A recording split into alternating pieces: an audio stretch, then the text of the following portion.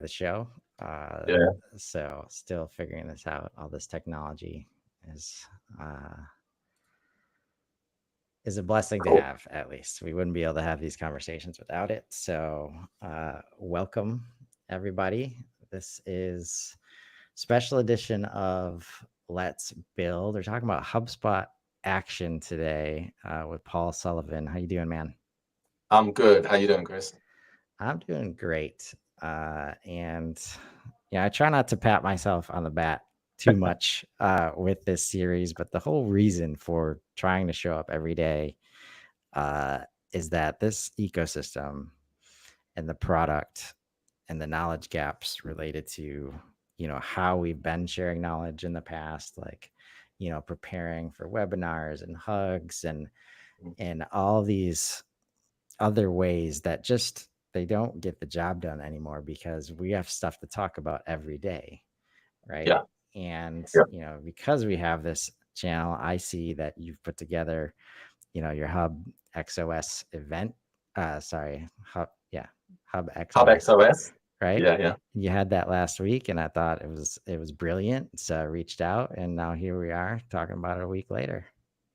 Yeah. I mean, Hub XOS has been like something I've wanted to do for ages. And our VP of marketing comes from an events background, right? She's the former global VP of content at like Money 2020 and some big, big event. And she kept telling me we couldn't do it. And I hate being told no. Yeah, But also, I think because she's quite distanced from the platform, she doesn't really, but she doesn't buy into HubSpot the way some of us do, right? So for hmm her, it's a tool to an end, right? It's just a means to an end. For yep, us, we're like embedded in it. We're like trying to think of how many ways can I break this thing and rebuild it as something else, right? And so there's a ton of other people that are on the internet that, especially on LinkedIn now, everyone wants to be like the public playbook guru, and I'm like, okay, cool, like why don't we all get together and show people that have bought HubSpot what they can do with this thing, right? Not just what they can do with their partner, but what are other people doing, and how does the playbooks they're executing enable me to strengthen my own go-to-market? Right. That was that was it. Right. And I'm yep, not worried about which partners come in. I think it was a great learning curve for me. There's obviously a lot of people that are just bold, right? Yeah, I'm on that straight away. I'm happy to do it, and I think they saw it a little bit as promotion, publishing, whatever. And I learned, and I think that the big takeaway from Hikes was, whilst there are plenty of people that are willing to share, there's definitely going to be people that are doing that for selfish reasons. And so I was like, okay, well, you can't take that out of anyone's business activity. They have a drive to make their business successful. So you give them a free platform, they're going to take it, right? What I think was the way forward now, and I shared this with you when you reached out, was that next year we're going to have like the Hubbies. And so the Hubbies are going to be an award, right? And so okay, the people that come, that the people that you see next year at HubXOS will be the people that have been through a vetting process, that have applied and submitted with their client, and we have the data, so we should be able to look at the data in their portal to verify that what they're saying is true. Then that makes it really impactful, because what I kind of want to end up with is the conversations with practitioners and customers that talk like how it started. Like, what I also want to know what was going on in the business, not just what yeah, what what did we put in, what was going on in your business, what challenges were you trying to figure out? Because what most people buy into is relativity. That makes sense. That's what we were going through. That's why those guys chose this solution, as opposed to here's an end result and have at it. yeah. And that's what the like HubSpot themselves used to be really good at this when it was very clear that they were the marketing, automation platform, and they built this huge like blogging, juggernaut and dominated SEO. No matter what you searched for when you did need help, or if you were new to the ecosystem, if you put a Google search in related to HubSpot, you were going to find either a blog article, a knowledge base article, or a community post, Yeah. and they would all get very close, if not solve for the question, right? Mhm. Since 2020, as it's moved into customer platform mode, and nobody knows what the hell that means yet, it's like those results aren't good enough anymore. So we still have a bunch of knowledgeable people, Mhm. and the only places that they have now are places like LinkedIn. We got various Slack communities. So even though they're putting the effort in to create playbooks and create valuable content, we've got to create places, like your event, Yep. where people know they can go to get this stuff, both from a user perspective, but also I've heard from several people, if they had a place to share their expertise. Yep. There's lots of half-written playbooks that they have Yep. that they just don't have like there's no way for them to publish it and then make sure or ensure that people can see it, but also Yep. that they're going to get some kind of value by putting that effort in as well. So I'd love Yeah. to see, right? A lot of times we talk about it's got to be either or. Like, we're never going to catch up to HubSpot if they keep this pace and their user base that is just exploding. Like there's less than a few thousand partners and coaches and ecosystem. Meanwhile, we're going well past 200,000 users. So we just need to start creating as many meaningful, and I think that's the key word, like meaningful and intentional spots to Yeah. get this help, right? We've got a big blue ocean out there to kind of gather people together and start sharing knowledge, in a more effective Yeah. way. Yeah, definitely. And it's just kind of like bringing it back to HubX, I suppose, is that how we're thinking about it from now is like there's so many things that go unthought of, right? So why wouldn't I want to celebrate people that make apps? Not people that make connectors, but people that make apps. Why wouldn't I want to celebrate people that are running really good marketing campaigns or sales campaigns, or someone who helped someone just reorganize their whole customer success organization on HubSpot? And I kind of want to be able to maybe look at it like, let me ask you a question, Chris, right? You're someone who's passionate about the industry. There's two ways I can run this. I can keep HubX to maybe like a 2-day event and just have like 10, 12 specialisms across the HubSpot ecosystem, and just show you the winner. Like this is what these were the guidelines. This is what we set out as the metrics. Through the voting, this is what these guys come out with. Or do we do like a 5-day event, which is then on each day there's like sales, marketing, customer success, web and apps, and maybe ops, right? And then we have like on the day you're going to have the winner, but also the finalists. So like there's more content, everyone's still, and it's like, well, it gives you that opportunity to say, well, why did this person win? And then obviously get the feedback on the other content. And because these, like, I don't really want to not give anyone a platform. It might just be that we say the winner's going to be on at this time on this day, and the rest of the content, they were the finalists. And so it's almost like now we're getting into the realms of we're showing you what can be done. So look at all these different ways. Maybe it's just five sessions a day, and it's like, right, we're going to do these 3 till 7 in the evening GBP, like in the UK. So everyone around the US and everyone else can get in. And it's like, okay, I never thought of that. I never thought of that. Okay, great. Yeah, I'm doing that. And it just gives everyone that natural resource to say, well, actually, this looks good.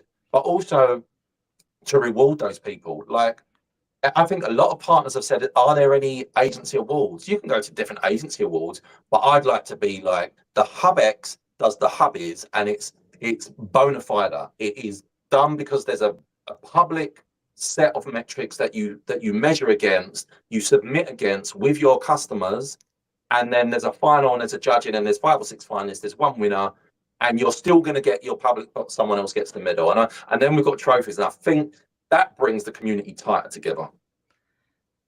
Yeah. I I agree. And a couple things come to mind in terms of like one, like the vetting process. I think you're on the money in terms of like the only way to successfully vet anyone in the HubSpot ecosystem right now is show and tell Yep. activities, right? Yep. And if you can do it with customers, that's like the holy grail. But two, I think the challenge that I'm hearing is there's a lot of ground to cover. There's a lot of people that need help. There's a lot of people that can help. How do we cover that ground in an effective way that doesn't feel overwhelming and creates value for everybody involved? And the spectrum that I think about and why like HubSpot's the product itself, the movement right now, if there's 5 or 6 updates every day, like it breaks the traditional approaches in half in terms of the spectrum of knowledge sharing. Is we have inbound once a year, and then we Yep. have Kyle Jepsen videos every day. Yeah, right? yeah. And finding the balance in between those. And that's where when the spotlight showed up, in April of this year, they tried to create it like a digital only version of inbound, right? The cadence, I think, is of utmost importance. And if you decide that you want to cover all the bases, and I would love to help anybody willing to, because the cadence is definitely the challenging part when you try to like create a lot of vetting and a lot of preparation and a lot of reviews. Like you just can't do stuff every day. You can't do stuff every week when that's a part of it. And one of the things I've discovered with this show is as I got other people involved, like we did zero prep for this show, right? Yeah. Which is very uncomfortable for a lot of people. But once we do it the first time, it's like, oh yeah, my 5 to 10 years experience is the prep. Yeah, Right? yeah. I don't need to put a lot of effort. And then when we create that kind of culture and cadence, it kind of releases us from the production value and vetting that we're used to in terms of like if we were planning for a webinar. And it allows us to say like, because I think part of the challenge that you mentioned, if it's a 1-year event, like trusting HubSpot not to move faster than the person that submits for the hubby, right? Like how valuable is the hubby presentation if it is now the old way or the workaround way that we need to do things, and now there's this brand new tool, right? So I think that's the challenge of the once a year aspect. Yeah, for right? sure. And I think that's a really good point. And if I'm just thinking on my feet, I would say there's a couple of ways to either preface this or challenge it. And obviously where you're alluding to is like doing it more than once, which is great.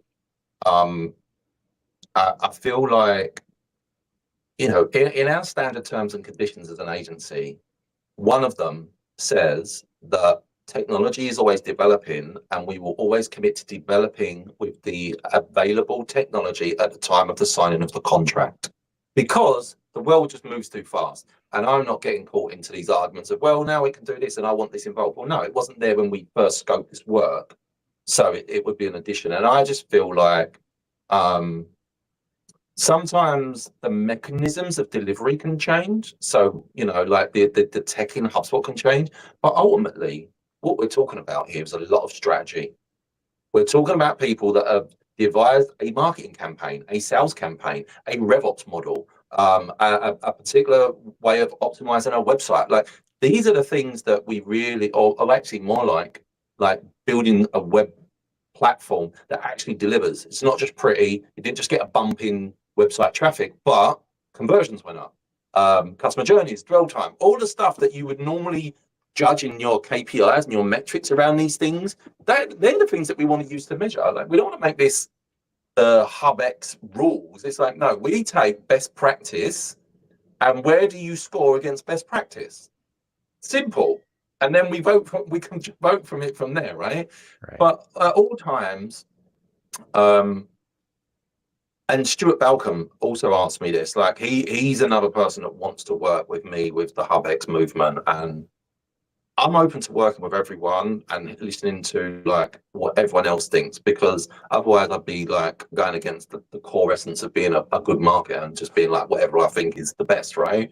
And also, one of the other things that I'm thinking about is like creating um like HubX meetups and having people in different locations run HubX meetups on the basis that anyone can turn up, any partner can present. Every week there should be 2 or 3 different playbooks being shown. And these aren't like hugs where partners are using them to kind of grow their pipeline.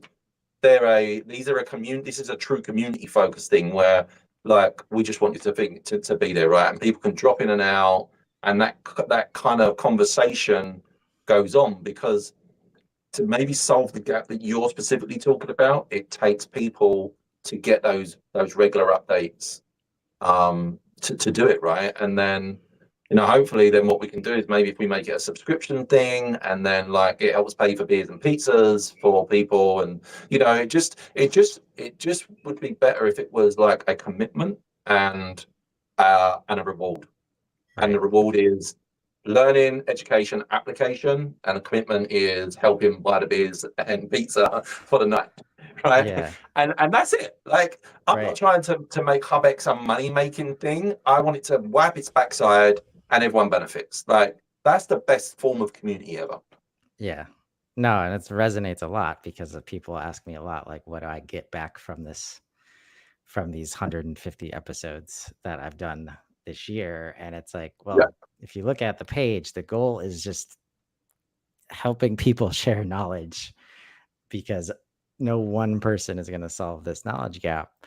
And as you're talking about it out loud, it's like, this is what community led growth looks like. Like a HubSpot, maybe they have chosen somewhere that they're going to try and enable this because it's a good business model to reach the scale that they want, and they actually do need the community's help to solve a lot of these gaps. But when we rely on them to create all the mechanisms like hugs, like the partner Bevin. program, like connect.com, you know, it's like that's not where the people are. The people are on No, LinkedIn, they're in Slack communities, they're in their own digital communities. And there's a way to use those as like, hey, we recognize that you're there, but then kind of like lead from the community. Like the community, if it's community led, then the yeah, community has to lead, right? We yeah. can't take all of our cues from HubSpot. So I think you're on the money in terms of like, creating these spots that enable the cadence needed to keep people involved, keep people interested. Because I don't know about you, like the worst thing that like happens in my mind is when I show up to a talk or a hug or whatever, and they're talking about a specific topic that their knowledge is clearly based on like 6 months ago or 1 year ago. Yeah, HubSpot, right? It's like you haven't yeah. seen the orders object.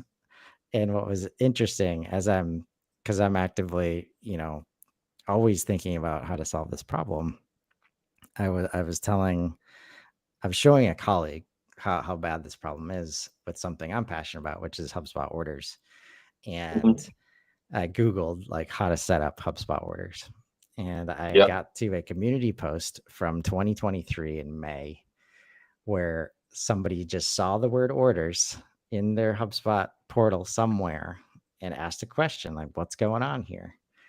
The first and only response, which is the accepted solution, was from August 4th of this year, right? okay. And I was showing this like last week, and I didn't plan this example, but that accepted solution from August 4th, which was just talking about how it relates to e-commerce and all this stuff, and it was September 4th, and that was already out of date. That accepted solution, right? So these Wow. traditional methods, and obviously we know people are experiencing that like every day. We hear about it. So they're like, just there is a fervor for community, consolidation of content, community, like intention with the content. We can't just have everybody copy and pasting product updates every day. Like No, no, no, I know. give us your take, like when you do that, please. And that's where Yeah. it's like, it would be nice if HubSpot, I think for some people, HubSpot could give like open permission to say like, yeah, we want you to give your take. Like, please don't just black and white copy the product updates. Like, it's not about, people need to know like why these updates matter, not just how they work, right? Yeah, because the people that do that are trying to like jerry rig their way into be seen as like the go-to person, and and I feel like, and please like dive back in when I feel like there was a point where I was like, I'm losing the HubSpot battle, and then I realized I'm not, because what's actually happening on LinkedIn is we're engaging with the people that are sharing the post. So it shows you more and more of their content, which looks like they're producing mass volume. And I was like, do you know what? I don't care what you're doing. I'm doing my thing. And I think this is where the community would benefit from more and more niche HubSpot partners. So not Mm-hmm. these like, I'm a full service agency. And no disrespect to any full service agency if you're 50 people and above, because that makes sense to me. 10 people saying we're full service doesn't make sense to me. And again, not to criticize, it just doesn't like feel like that makes sense. You can't do everything with that many people. So I feel like, for example, right, I'll give you a true life example. I'm working with a Salesforce partner that built a customized real estate CRM over on top of HubSpot, of Salesforce, and I am working with them to do the same on top of HubSpot. I'm in the middle of the deal, and then I'm like, "You will not believe what shit just dropped." And he's like, "What?" I was like, "They've dropped a real estate object Yes. into HubSpot." And he was like, "What?" I was like, "And an appointments one. Out of all those objects that we scoped, two of them have just become a standard part. So now you still have the 10 objects plus the two that you can use." And he was just like, "Yeah, let's get this deal done." So, Yeah. like, I want so many people to be thinking like that. Like, even, I don't know if you even saw my session, I'm trying to do the same thing with like a SaaS out of the box approach.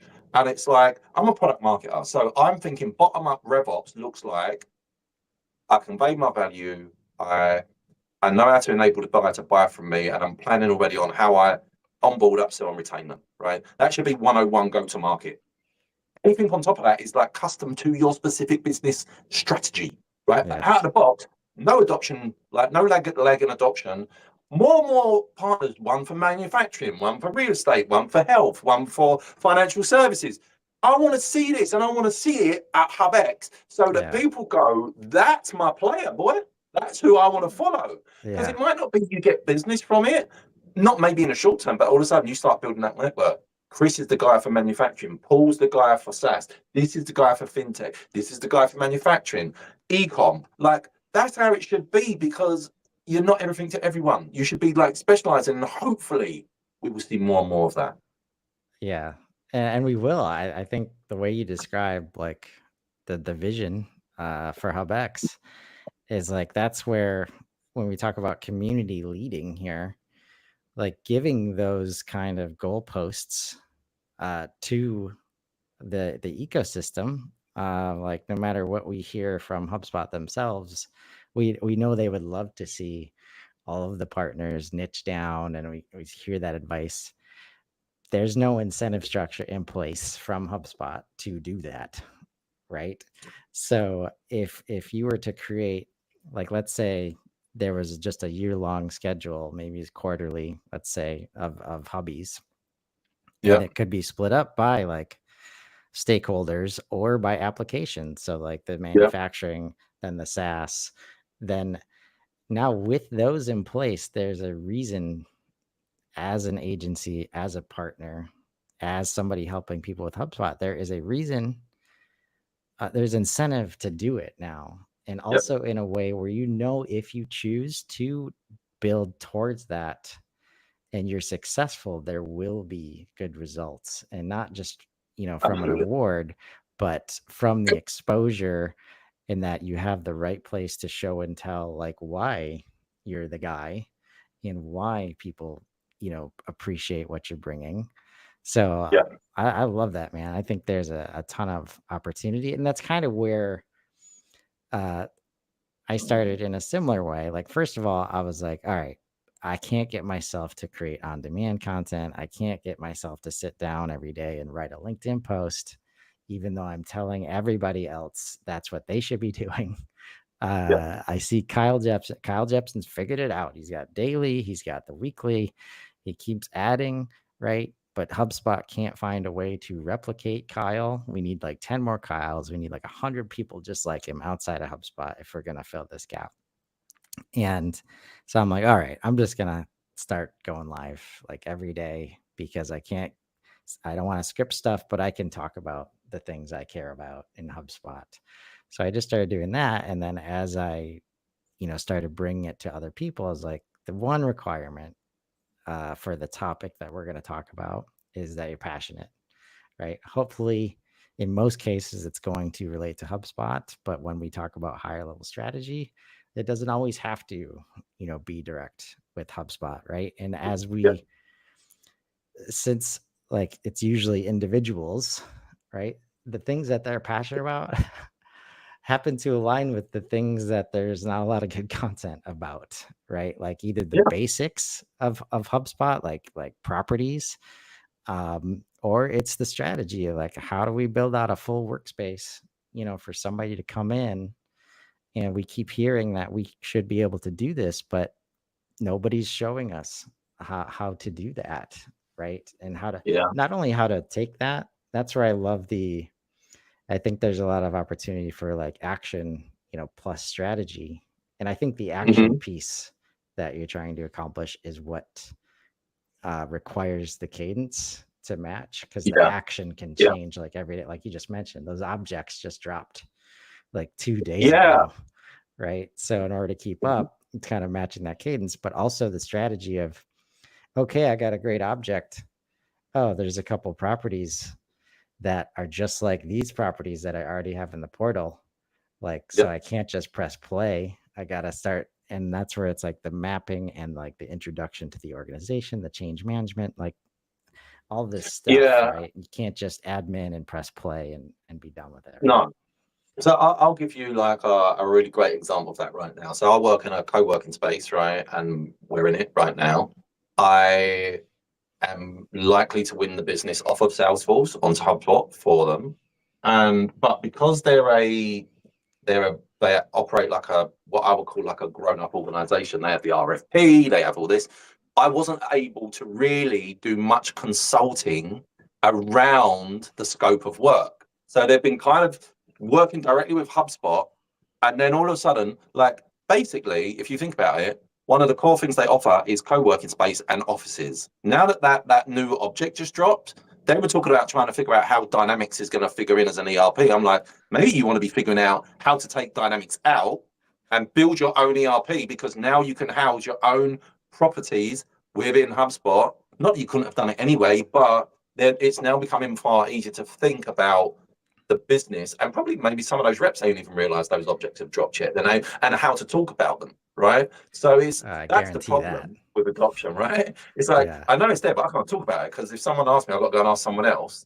And that's why it takes people like us to do it. But to answer what you was talking about, 2 years just before COVID, or maybe during COVID, we worked with a company that provide event services. So they'll build you your stands and they do all that stuff, right? And they're great. But we actually built a campaign about always on events because of COVID, and everyone was doing hybrid and all that. And we said that the biggest problem is the biggest events in the world, the Money 2020s, the Inbounds, the Salesforce Dream World, whatever it's called. I'm going to do this thing for a year, and I'm going to spend 6 months before the event selling the shit out of it, and then I'm going to go quiet before we start planning again. I was like, the event needs to be always on. Like, it needs to be a 12-month place, right? You need to provide the place where people meet up exchange, and do business. That's the job. What it culminates in once or twice a year is a big event where everyone actually gets together and learns some new shit. Like that's what I want to try and do with HubX. Like I wrote this playbook 4 years ago Yeah. about, like, you know what I mean? It's called Events as a Service. That's what we actually termed it, Events as a Service. And yeah, and so like that's what I'm thinking about. But talking to people like you really like gets me excited, because one thing was that not all the community, but a lot of the community sort of took it well. And I've got some good friends in the community that were like, yeah, I'm not doing that. And I'm like, cool, like you don't have to. But I feel like when you do something and people within the community reach out and say, that's a good thing you did, I would like to be part of that movement, then you know that you did something great. And it's not about like, oh, I did something great. It's like, we're doing something that wholly the parts of the community agree with. And then it's like, well, how do we make this like SaaStock or one of those other global community type things where they're about an industry, but we can just be about a technology? And when we say we're about technology, the whole point of HubX, that was a dual meaning. It was any hub, but also any tech stack. So if HubSpot sits at the center of it and you've got this great, it's got Clay and it's got something else and HubSpot, we want to know, like, what is the tech stack that I need to deliver this on, right? Not, oh, we do this and this is how we can do that. I'm not doing that again next year, because the rules were you were supposed to tell people the playbook, not pitch your ideology. And so, you know, like I don't want to do that again. I want someone to come in and say, look, this is what we achieved. We were hired for this campaign or for this duration, and we sorted out these problems, identified these gaps, put in this technology stack, and this was the outcome. And everyone's like, great, that's a playbook. Like that tells me cause, effect, and medium. Right. That is what I want to deliver to people, whether it's me or someone else. Because you know what, I can't do all what everyone else is doing, because I'm not geared up to do what everyone else is doing. So the thought process of, well, I don't want to share because someone else might be doing the same thing, is like, bro, we're a global world of 6 billion people. You ain't getting all that business, so get over that and actually like just be figuring out how you help people. Yeah. Like, no, I talk about that all the time. Like, if we're invested in the HubSpot ecosystem specifically, everybody wins when more people are using HubSpot more successfully, like period. Right. So especially any of the IP around building stuff, like good luck, like having that actually be IP that you can protect. But when you can describe the strategy and you can prove the results, like that IP, for me, it's the IP of showing up every day and bringing value. It's almost impossible to replicate, the way I do it, but there's lots of room for lots of people to do it. Right. And if we're focused on the tangible stuff, right, instead of what you mentioned, like when we get feedback that says very clearly that what we're trying to do is working, because people we've never met before in no kind of ICP that we planned for just show up and say, hey man, I really appreciate, what you're doing. Like the rest takes care of itself, right? And 100%. And it does, thankfully, because we've got HubSpot.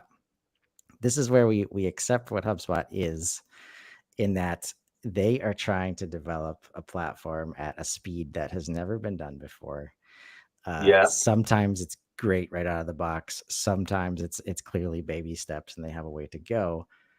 But since they've chosen that way of differentiation, they've created a platform that is the most affordable, most maintainable, most adoptable, way to achieve this, which is why I say grand things like we can solve digital transformation, because you have not had tools like this that you don't need big third-party expenses for over time. You don't need big teams to come and manage all the things. Like this whole systems approach that kind of Salesforce and Dynamics and the old way, right? We don't have to accept that anymore.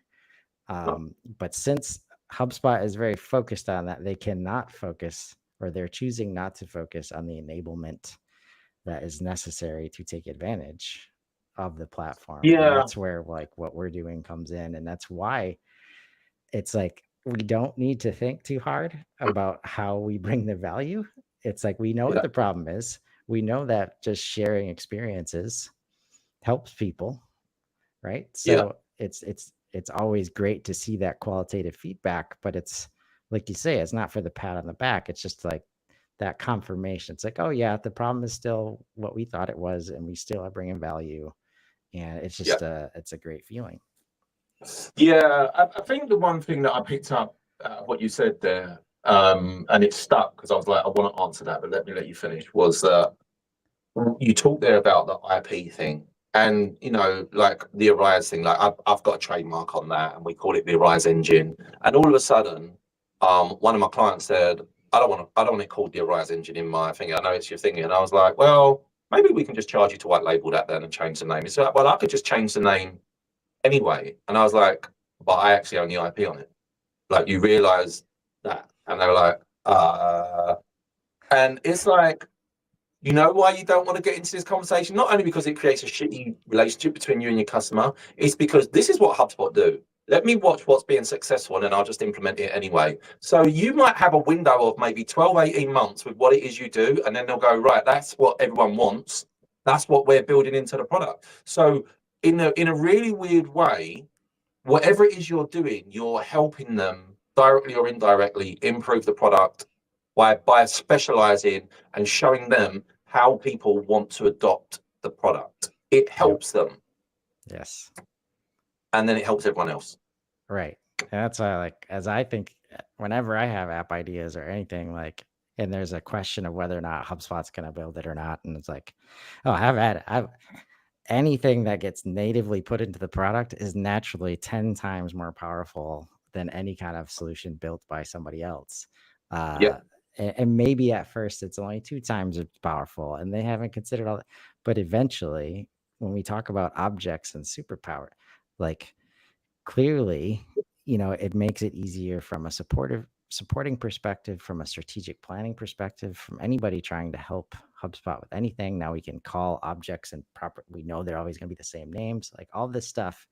And now it gets easier to, support ERPs and other things that we're trying to connect in. Because I think something you said earlier, and I think it's okay to wrap on this, yeah, like what we've seen, what we experience every day, whether I'm in Sparketeer a lot or I'm on LinkedIn, is mm, that with the growth, like more customers using it in different ways, more partners helping those customers, the problem and the problems are clear. All the solutions are being built in silos. yeah, So it makes standardization and best practicing like very, very difficult. And that's the part where HubSpot can try their best. I love the object library and what that's going to accomplish, but the the partners in the community really have to band together and say, hey, maybe we all don't need to build out separate ERP integrations, like, and it's always based on the ERP instead of it, being based on HubSpot's data model, which is mm, better than what the ERP is when it comes to like customer experience and communications. So I think finding a way to kind of consolidate, because all the energy that is used to create these valuable solutions, man, if we can point that in a different direction, like now, now we're going places and bringing real yeah, value, right? So yeah, I appreciate you, man. I think this it is uh it's a big deal to create an event of this magnitude for the first time in the face of yeah, a lot of doubt and scrutiny, I'm sure. It sounds like, yeah. and so I'm just super impressed and congratulate you on just getting it done, right? The results, I'm sure, are all like a bonus, but just getting this done and showing up to do something different in this way is just it's a great thing to see, man. Yeah, thanks, Chris. I appreciate you having me on, and thanks for the kind words. Definitely.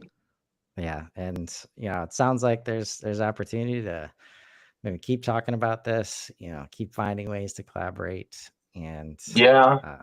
yeah, and so Yeah, we'll definitely. I mean, look, we can take this offline. I've got a couple of like independents and some people that are like, Paul, how can I help do this? And so there's definitely more that can be done. And so I'd say just watch this space, and I'll make sure that you're one of the first people to know, so that you can update your audience, and maybe even we can collaborate on this going forward. Yes, well, I appreciate that. Appreciate you being on. And for those watching, as you're thinking about it, I know you're out there. You've been wanting to solve for this too. You've got your half-written playbooks. Reach out. There's opportunity for everyone to get involved. And as you're thinking about all the resources you want to create, find the opportunity and let's grow. Have a great day, everybody. Thanks, Paul. Take care.